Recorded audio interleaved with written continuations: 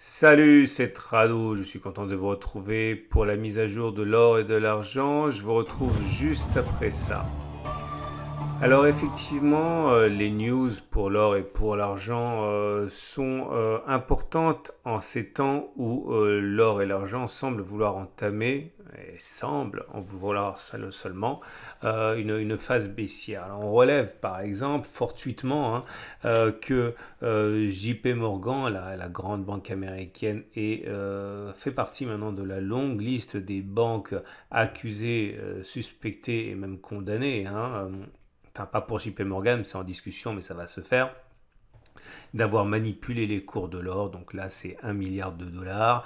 Je vous rappelle que c'est une banque de plus dans la liste. Mais le plus important, ce sont peut-être les autres nouvelles qui sont moins anecdotiques. Si je puis me permettre, la banque UBS qui, dans une lettre, recommande à ses clients d'investir, d'acheter de l'or en prévision de la contestation des résultats de l'élection américaine. Bon, pour faire simple, UBS voit déjà arriver gros comme un camion la contestation de sa défaite par Trump, et cela lancerait une période d'incertitude qui bénéficiera alors. Également la grande banque Wells Fargo qui incite ses clients à profiter de la baisse pour investir en or. Alors, voilà où nous en sommes pour l'or et pour l'argent. On va commencer par une nouvelle présentation car à mesure que la baisse s'accélère, et à mon avis elle n'est pas terminée sur l'or et sur l'argent, il est important de se reporter aux unités de plus long terme. Donc vous trouvez à gauche les graphes en données hebdomadaires, donc une bougie égale une semaine, et à gauche, à droite, les graphes en données journalières, une bougie égale une journée de cotation. Comme vous pouvez le voir, la tendance journalière est maintenant clairement baissière pour l'unité de court terme, puisque vous voyez, nous sommes en dessous de la moyenne mobile à 20 jours qui descend. La tendance de fond est toujours, disons-le, neutre, puisque nous sommes en dessous de la moyenne mobile à 50 jours, mais celle-ci monte encore. Si elle devait baisser, on serait en tendance de fond baissière. Il n'y a aucun, à mon avis, support crédible pour empêcher les cours de baisser sur les données journalières. Il faut se reporter aux données hebdomadaires pour trouver ce qui pourrait effectivement ralentir les cours. Alors le support de référence, il est là pour moi, c'est le support majeur des 1477-1492 que j'ai reporté à droite ici. Je pense qu'un retour sur cette zone n'aurait absolument rien de surprenant. Ce qui voudrait dire à partir des niveaux actuels une baisse encore conséquente, possiblement de 7 à 9%. Alors il est inutile de voir dans cette analyse un pronostic. Je ne sais pas ce qui va se passer, personne ne sait ce qui va se passer, mais disons que c'est sur ce niveau-là, des 1477-1492, que les traders et les investisseurs devraient se précipiter. Ce qui ne veut pas dire, encore une fois, que l'on ira chercher ce niveau, mais ça veut dire que c'est sur ce niveau qu'il y aura véritablement une impulsion haussière qui pourrait apparaître suite au fait que l'on sera sur un support. J'ai déjà expliqué dans la précédente vidéo que vous devez regarder, si vous ne l'avez pas vue et si elle vous intéresse, que les corrections de 10, 15, 20% sont légion sur l'or et sur l'argent. Il ne faut vraiment pas s'en émouvoir. Ça amènerait la baisse depuis les 1748 à 16%. Je rappelle quand même que nous venons de progresser depuis mars on avait progressé de 34%. Il est fréquent d'avoir de retranchements de 50% lorsqu'on a fortement progressé. Et vous voyez, pour l'instant, on n'a même pas retracé 38% de la précédente hausse que l'on a eue en l'espace de 3 mois. On va basculer maintenant du côté de l'or, mais libellé en dollars. Et nous arrivons à des constats qui sont assez similaires. Tout d'abord, j'ai oublié de le signaler, mais regardez-le en tendance hebdomadaire de moyen terme. On est au-dessus de la moyenne mobile à 50 semaines, au-dessus de la moyenne mobile à 20 semaines. Donc la tendance de fond est haussière et la tendance de plus court terme est encore haussière.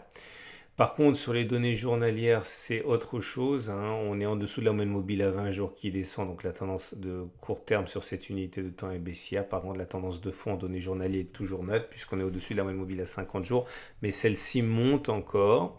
Et vous avez peut-être un support intermédiaire à 1790-1817, c'est une zone de congestion ici. résistance qui a été cassée, qui a donc changé de polarité. Je ne sais pas si on ira chercher cette zone, mais si on va chercher cette zone, on risque d'avoir une attraction vers la zone grise, hein, celle des 1748, 1765, hein, qui risque d'apparaître. Donc globalement, ce que je suis en train de dire, c'est qu'il ne m'étonnerait pas que l'on perde encore 4 à 5,5% sur l'or libellé en dollars, voire même 7 à 7,8%. Alors avant d'aller regarder ce qu'il y a de disponible chez mon partenaire au coffre.com, je reviens sur cette différence et cette déception que certains peuvent avoir quand ils s'imaginent qu'ils vont trouver de l'or physique, notamment des Napoléons, au prix qui correspond à l'or papier. En fait, ça n'arrive pas, ce genre de choses. Ou alors, vous allez vous rendre compte que quand vous allez chercher de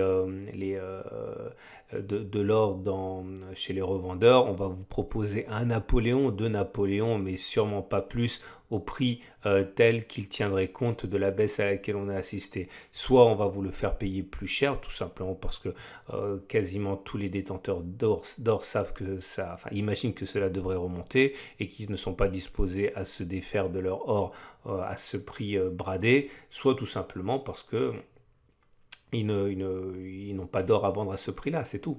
Donc, on regarde ce qui se passe sur mon partenaire au coffre.com. Et ceux qui veulent avoir de l'or au gramme peuvent actuellement se procurer 1 gramme d'or à 61,63 euros.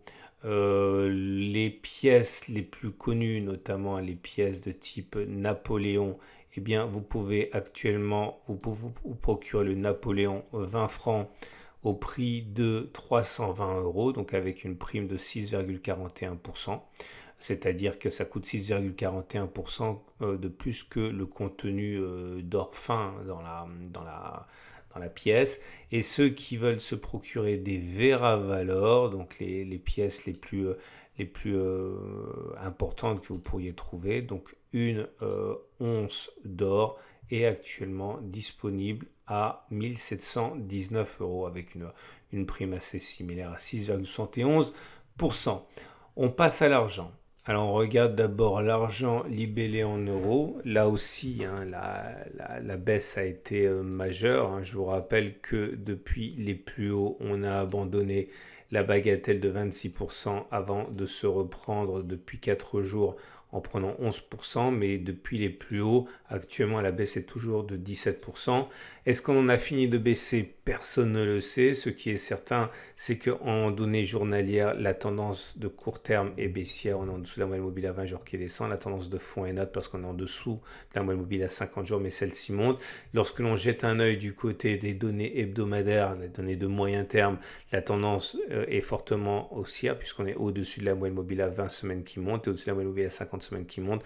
Je pense que le répit pourrait être de courte durée et le support des 16,8, 17,9 pourrait être touché. Alors l'utilisation du conditionnel pour simplement signifier qu'on ne sait absolument pas ce qui va se passer. Qui aurait pu imaginer que l'on baisserait de 27% depuis les plus hauts et qui aurait pu imaginer que depuis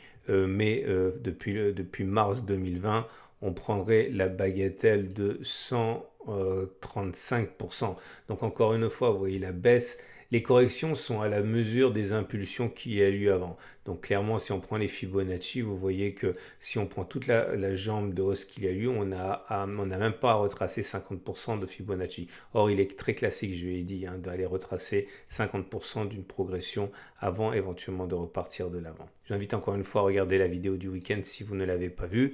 Et on va terminer cette fois avec l'argent, mais libellé en dollars. Vous allez trouver en fait des éléments comparables. Nous sommes toujours en tendance de fond haussière au-dessus de la moyenne mobile à 20 semaines qui monte, au-dessus de la moyenne mobile à 50 semaines qui monte, avec une tendance de court terme plus mitigée puisqu'on est en dessous de la moyenne mobile à 20 jours qui descend et en dessous de la moyenne mobile à 50 jours qui monte, donc tendance de fond neutre, tendance de plus court terme baissière. Je pense que le support majeur est à 21,3. C'est sur cette zone qui risque d'y avoir des achats massifs.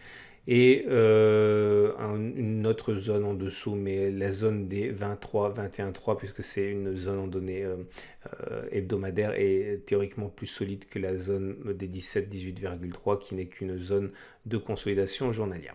Voilà ce qu'on pouvait dire pour l'or et pour l'argent. Je vous souhaite une excellente journée et je vous dis à samedi pour la mise à jour.